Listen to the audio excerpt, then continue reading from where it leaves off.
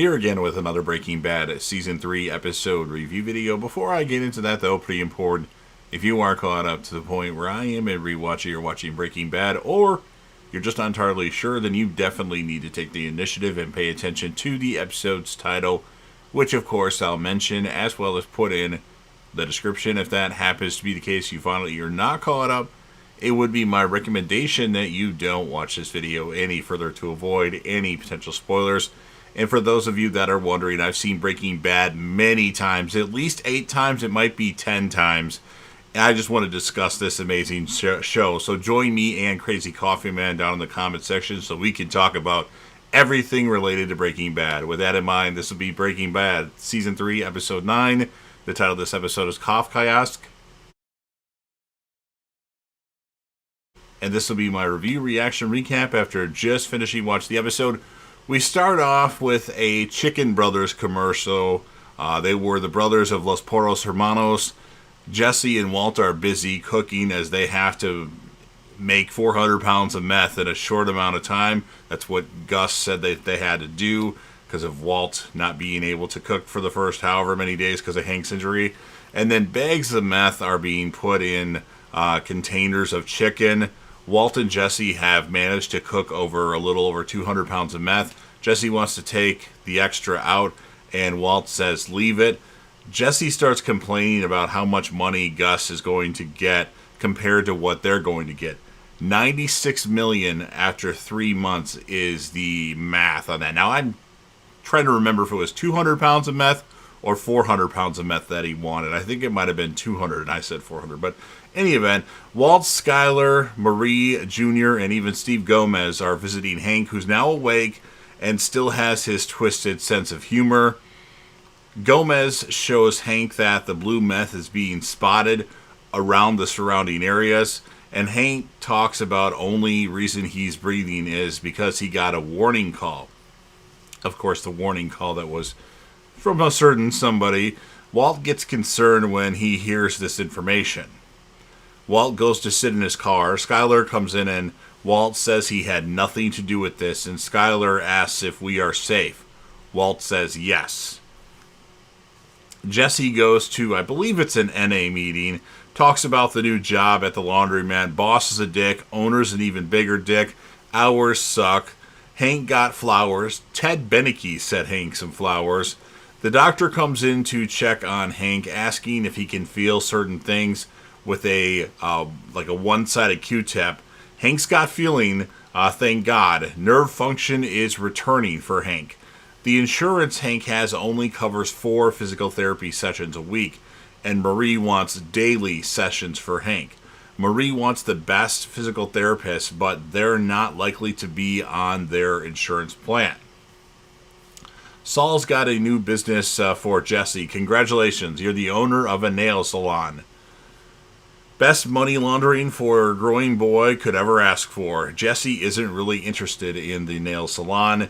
Jesse ain't buying no nail salon, so forget it.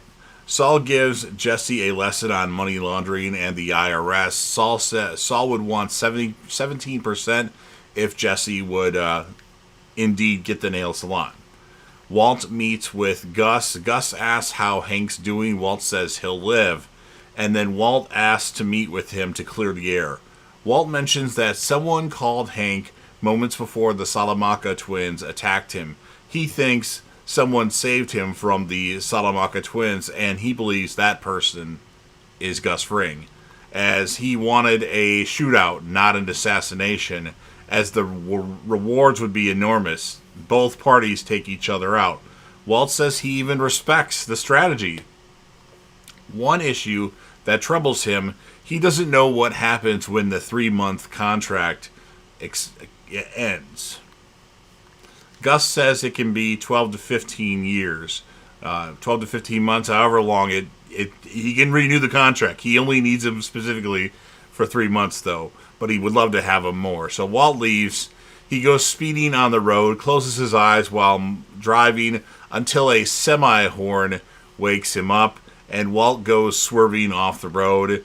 More time at the NA meeting. Jesse talks about making a box in high school. Jesse was told by Mr. Pike Is that the best you can do when he finishes it? Now, I think this is probably Mr. White, but I don't think he made a box in Mr. White's class in chemistry, but just Mr. White, Mr. Pike sounds really similar, but who knows. And Jesse says he traded the box for an ounce of weed.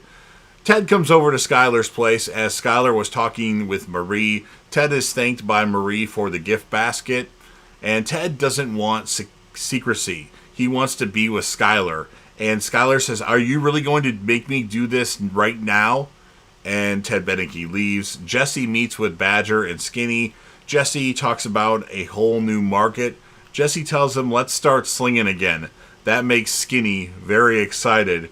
And Badger and Skinny Pete are now attending the NA meetings. Skinny talks about the blue meth stuff lighting his whole head on fire.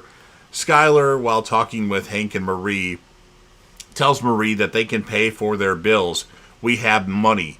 Walt earned it gambling." She tells Marie Walt was too proud to take charity offered from Gretchen and Elliot Schwartz. Walt came up with a system, Skylar tells Marie. She tells Marie Walt did illegal gambling games, as doing that way wouldn't have to be reported to the IRS. Walt says his gambling money earned him in near seven figures. When Marie leaves, Walt says, "Skylar, how did you come up with that?" Skylar says she learned from the best. Skylar thinks that somehow Hank is here because of you. And I'm not forgetting that. And that's what ends this episode of Breaking Bad. So pretty good episode, although there were some slower moments in it. It's more of a build-up episode for the craziness that's to come. More so season 4. I'll score this episode an 8.2 out of 10. And as far as the characters of the episode go, obviously Walter Hartwell White, male character of the episode. And, of course, Skylar, just because she figured stuff out. The random gambling thing that she came up with. I don't know if that's something she thought of ahead of time or it's just a on-the-spot lie that she did, but it was pretty clever. Explains a lot, even though it's not true. So you've heard everything that I have to say. Now it's your turn.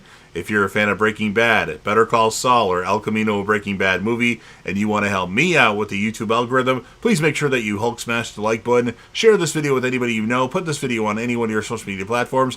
Don't forget to sound off in the comment section and talk to me and Crazy Coffee Man about this episode of Breaking Bad or anything Breaking Bad in general. Let's stay away from Better Call Saul spoilers because I know Crazy Coffee Man hasn't seen the final season.